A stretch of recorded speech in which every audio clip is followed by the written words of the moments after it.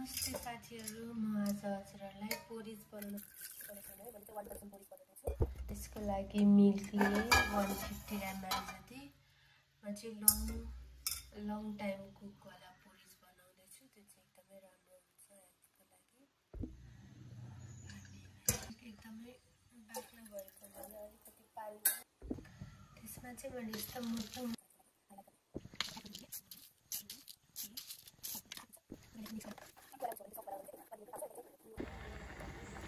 Porridge चाहिँ almost ready भइसक्यो साथीहरु। यो चाहिँ कसरी थाहा हुन्छ पाकेको भने यस्तो जेली टाइपको हुन्छ।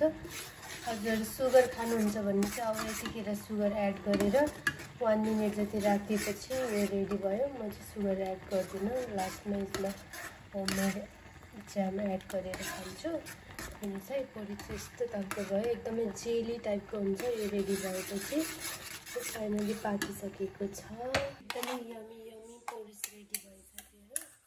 यस्तो टाइपको जेली।